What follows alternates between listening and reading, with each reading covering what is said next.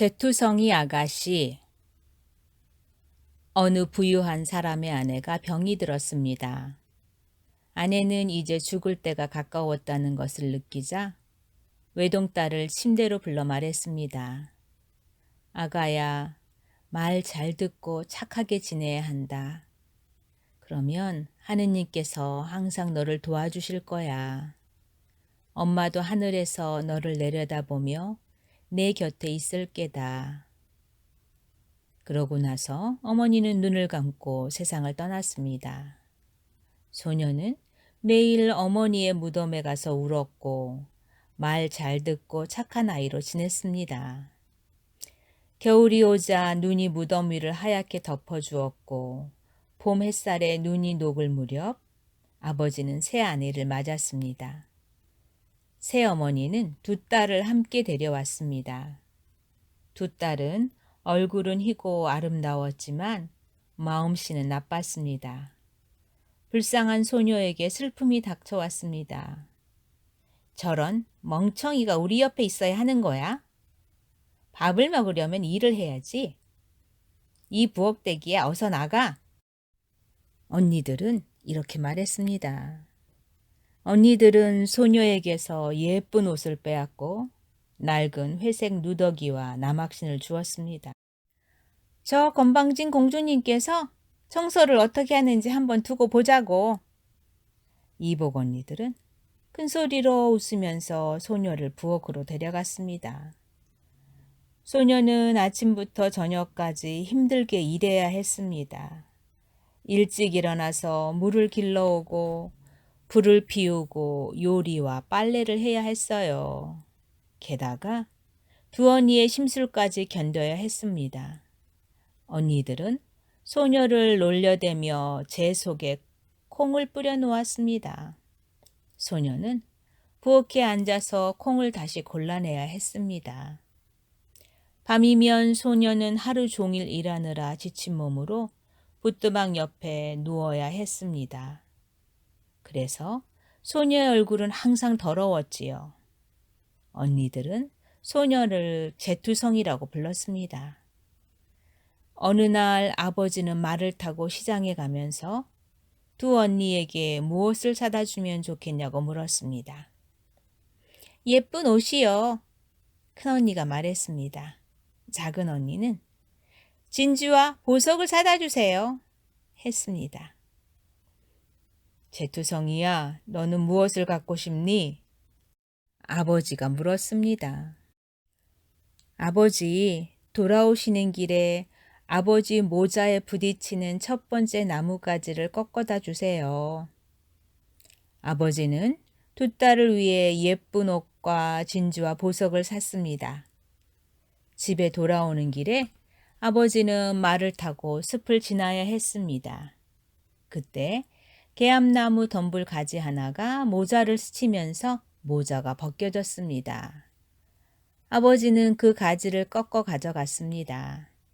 아버지는 집에 돌아와 딸들이 갖고 싶어 했던 것을 나누어 주었습니다. 제투성이 소녀는 아버지께 고맙다고 인사한 다음 어머니의 무덤으로 갔습니다. 소녀는 나뭇가지를 땅에 심고 눈물을 흘렸습니다. 눈물이 땅에 떨어져 나뭇가지를 적셨습니다. 나뭇가지는 점점 자라서 멋진 나무가 되었습니다.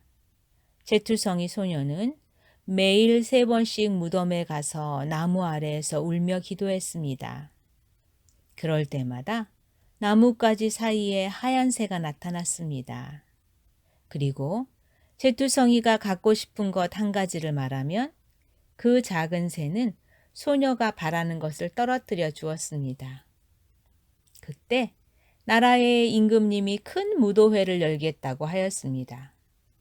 무도회는 사흘 동안 계속되는데 나라 안에 아름다운 처녀들이 모두 초대되어 그 중에서 왕자의 신부감을 고를 거라고 했습니다.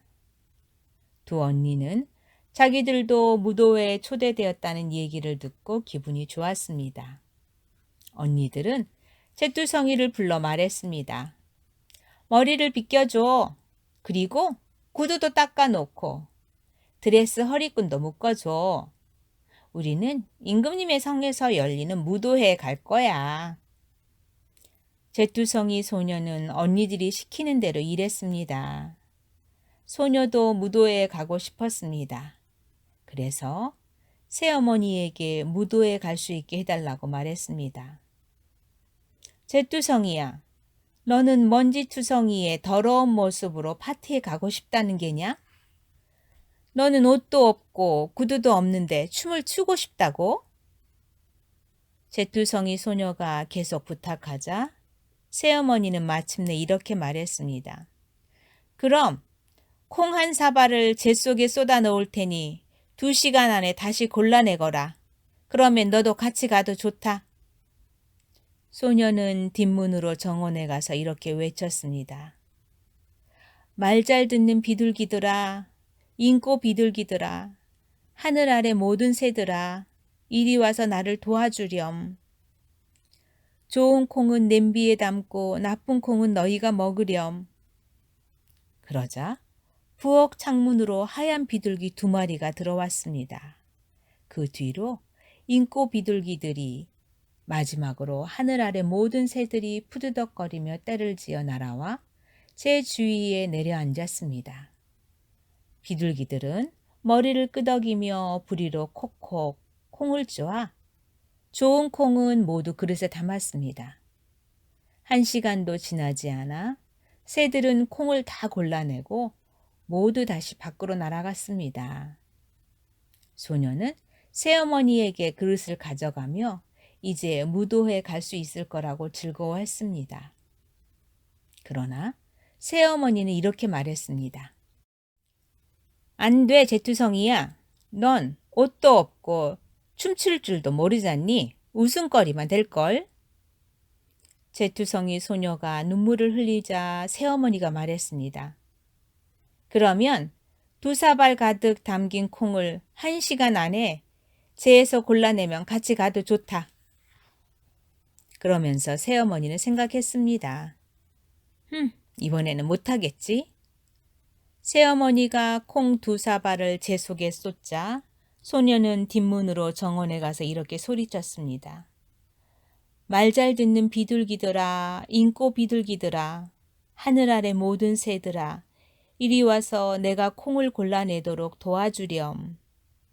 좋은 콩은 냄비에 담고 나쁜 콩은 너희가 먹으렴. 그러자 부엌 창문으로 하얀 비둘기 2마리가 들어왔습니다.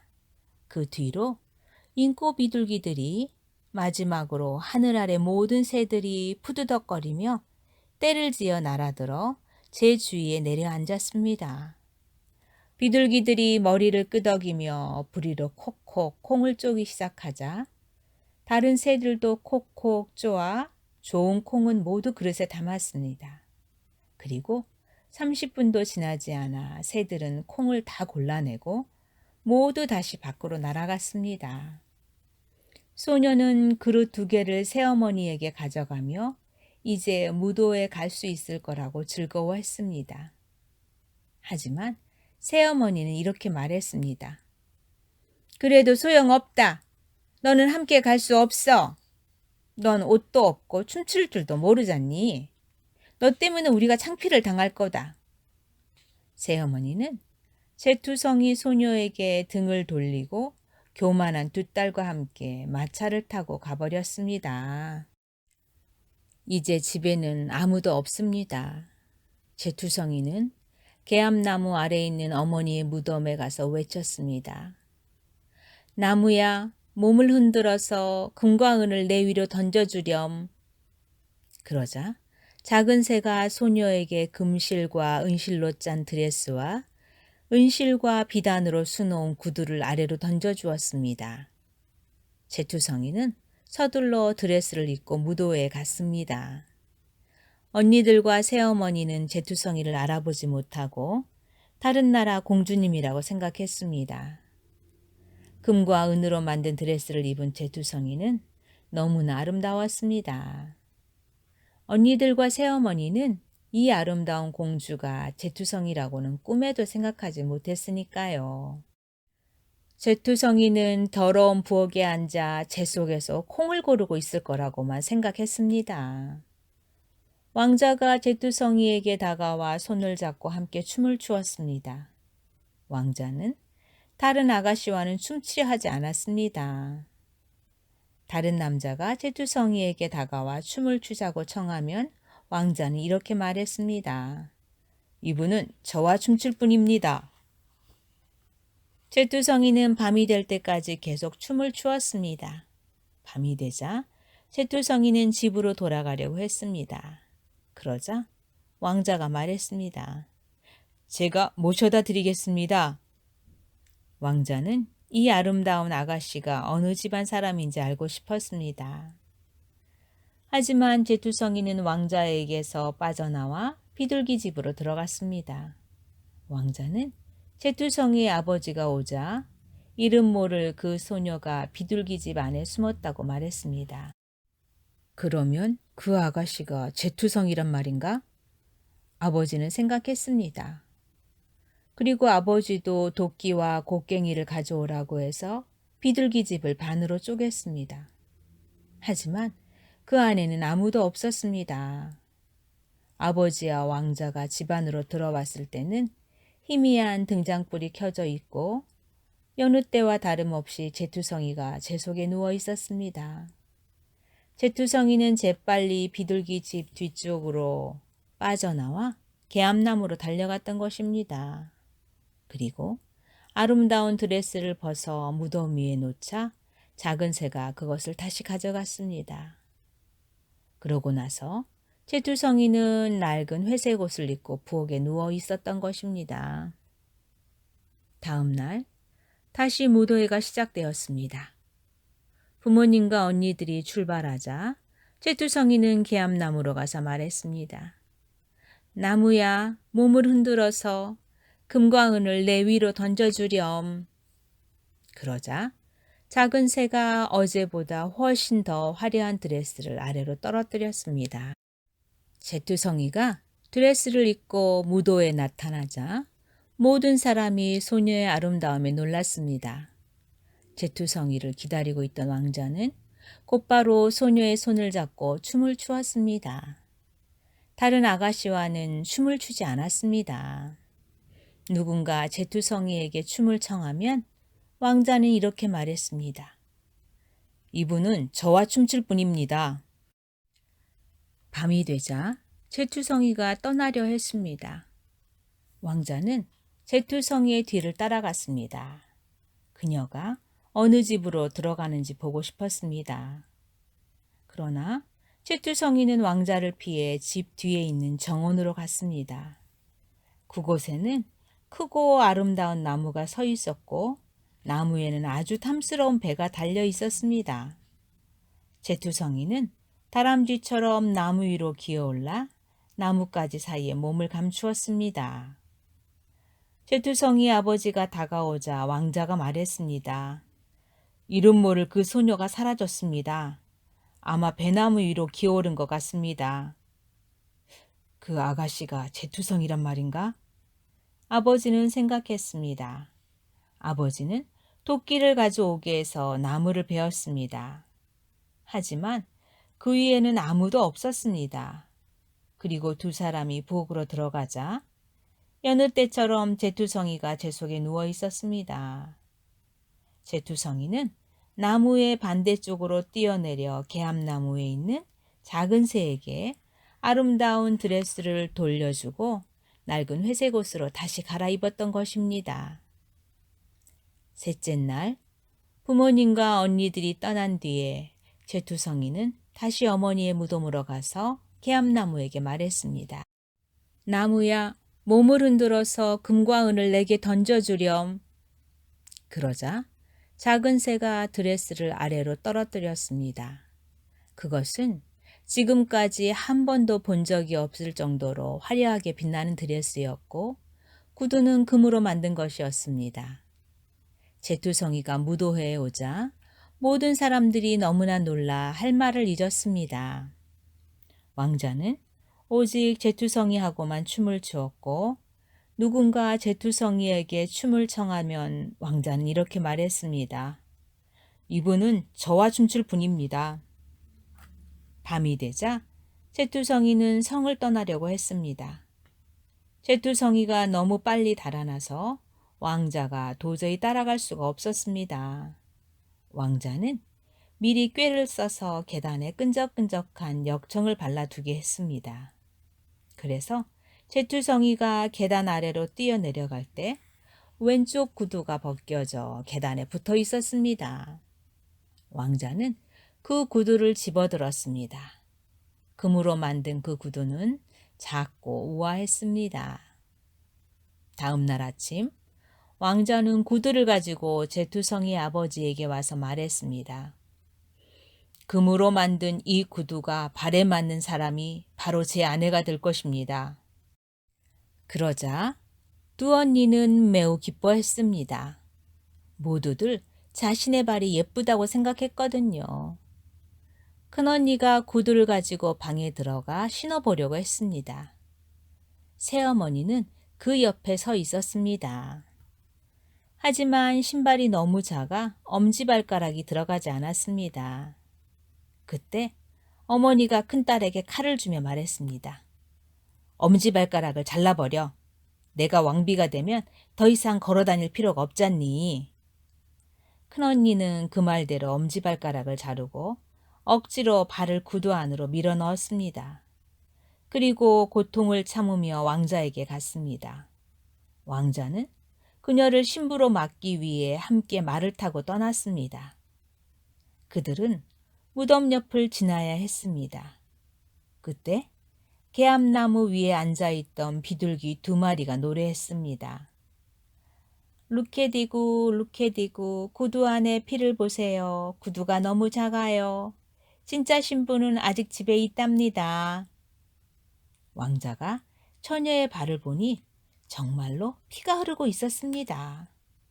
왕자는 말을 돌려 다시 집으로 가 이 사람은 진짜 신부가 아니라고 말했습니다.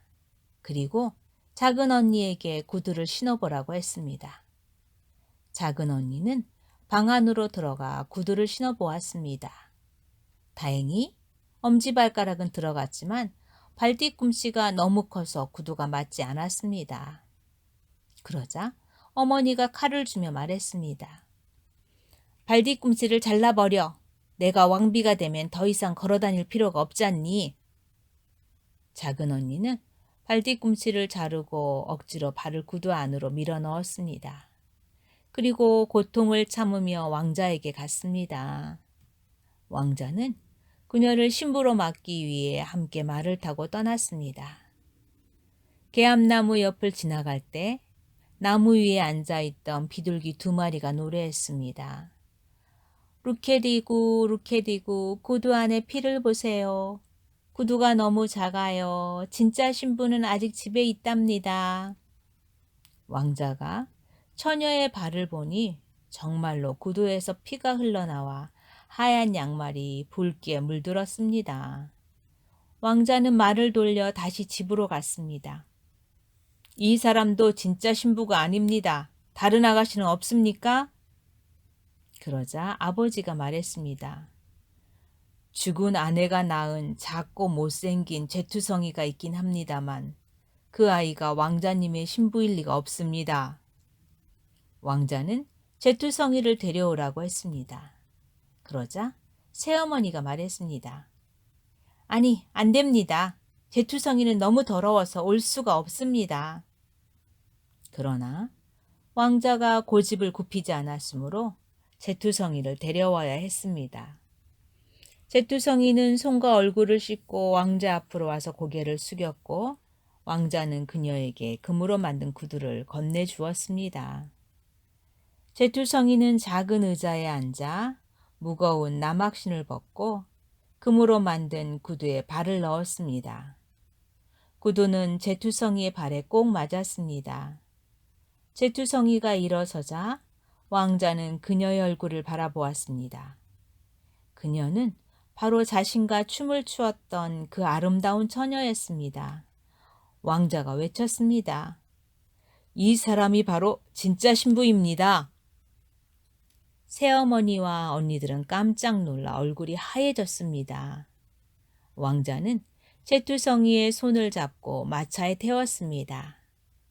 그들이 성문을 통과할 때 비둘기들이 노래했습니다. 루케디구 루케디구 구두에 피가 없네요. 구두가 꼭 맞아요. 왕자님이 진짜 신부를 성으로 데려가네요. 바로 그날 성대한 결혼식이 거행되었습니다. 사람들은 즐거워 소리 높여 외쳤고 임금님도 제투성이를 기쁘게 맞아 주었습니다. 임금님은 새어머니와 언니들에게는 벌을 내리라고 했습니다. 제투성이와 왕자님은 죽는 날까지 평화롭고 행복하게 살았답니다.